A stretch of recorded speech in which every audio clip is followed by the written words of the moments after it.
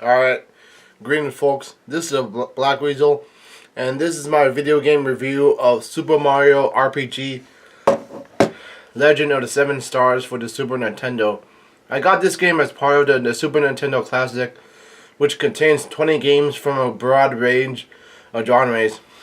I bought the Super Nintendo so I could play the role-playing games on there that I couldn't get anywhere else, and for a solid price of $80, I thought that it was a nice deal. The role-playing games I wanted was Secret of Mana, Super Mario RPG, Earthbound, and The Legend of Zelda: A Link to the Past, until I found out that Zelda is not an RPG game but an action game. Ooh. Now back towards the review. Super Mario RPG is Nintendo's foray into the Japanese role-playing genre. It was a great timing as well because the 1990s was a golden decade of role-playing games, with Square at the center of churning out memorable games year after year. Chrono Trigger, Final Fantasy Final Fantasy VI, and Secret of Mana. I haven't played Phantasy Star 4, but according to some reviews on some gaming website, it has its own spot near the top.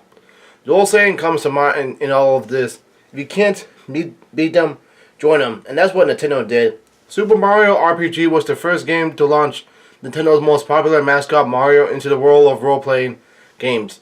Paper Mario came out after this onto Nintendo 64.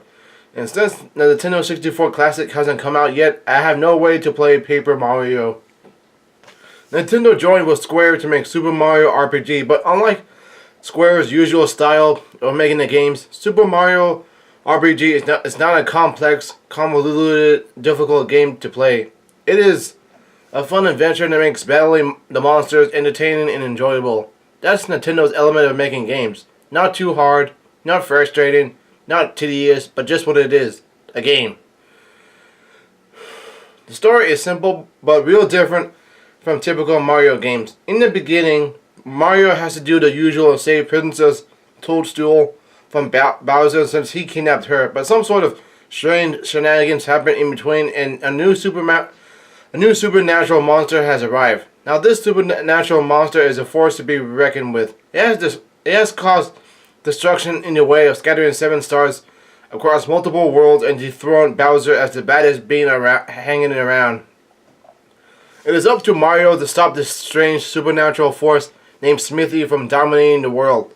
And since this is an RPG game and not an action game, he is joined by Princess Toadstool and actually Bowser, since the new sheriff in town doesn't share the control of the world.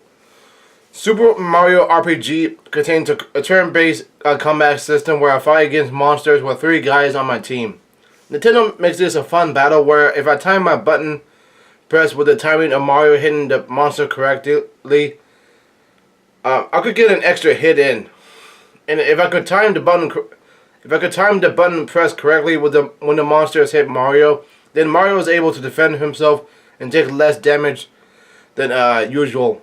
This makes Super Mario RPG an interactive game to play and makes an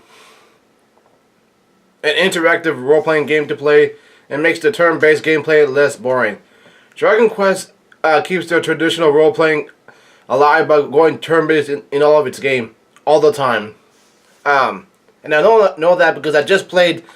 I played Dragon Quest 11 last year, and so it's still turn-based.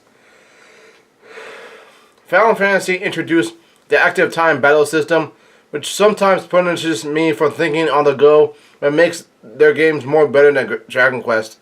Super Mario RPG is in the middle of all this. There's some puzzles here and there that makes the game less predictable, and there's some platforming here and there that I gotta do in order to get to places, because after all, it's a Mario game. It's not a run-of-the-mill role-playing game cranked out by Square. This has Nintendo's hands all over the game. Pardon me, it has some green tea. The music isn't annoying to hear and it's pretty entertaining. The graphics are colorful and I like the animation. It's made in a way that Mario, the characters, and the monsters are all in 3D living instead of 2D on a game console that's part of the 2D generation. One thing I don't like about Super Mario RPG is the level cap. At one point, I knew there was a strong boss coming up, and so I spent a massive amount of time killing monsters so I could have the advantage. But all of my characters went up towards a level 30, and they aren't able to go any higher because of that. And so I can't get any stronger. With a small level cap, Super Mario RPG still puts on a decent challenge as I get towards the end of the journey. I'll give Super Mario RPG a 9.5 out of 10. No question, it is one of the better role-playing games of the Super Nintendo era. It definitely beats Final Fantasy IV, but it is far behind Final Fantasy VI, Chrono Trigger, and Earthbound. It surpasses these role-playing games by sheer fun and entertainment. Typical Mario games, you know?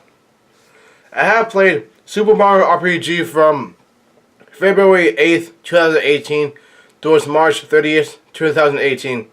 And it took me almost 23 hours to finish this game.